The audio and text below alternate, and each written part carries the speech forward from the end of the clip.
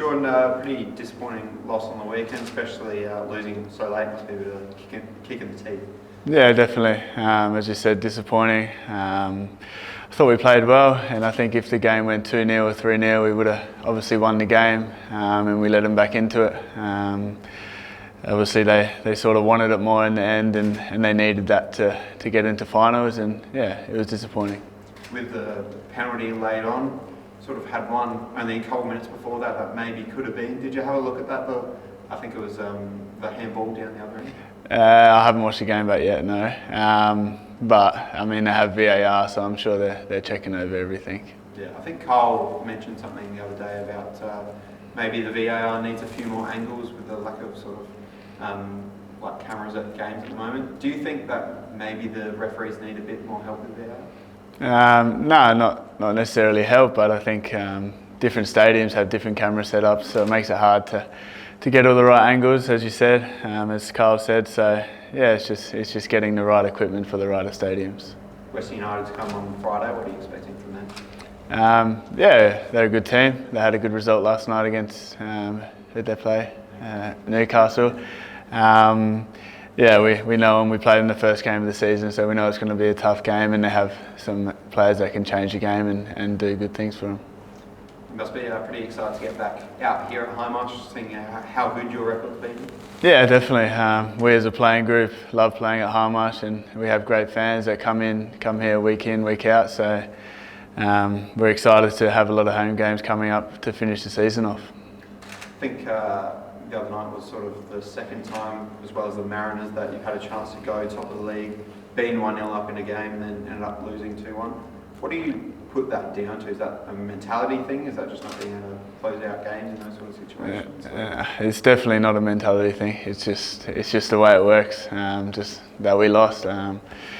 It's not like we're going into games thinking, oh, we're going to go top spot. Oh no, I'm scared. We want top spot, obviously. We want that as a team, and I think we can achieve that. It just didn't happen this week or the time before. With 8 games to go now, the title race is sort of starting to develop. There's sort of 6 teams now that are, I think, only 5 points away.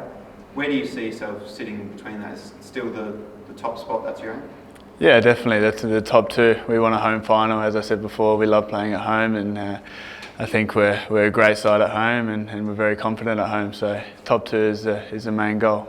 Motorrad looking like he'll be back for selection on Friday night. How big of an in is that? Yeah, massive in. Everyone knows about Motorrad. It's no secret that what he brings to the team and what he can do for us. So hopefully he's got his fitness up within training, and yeah, he can definitely do something for us.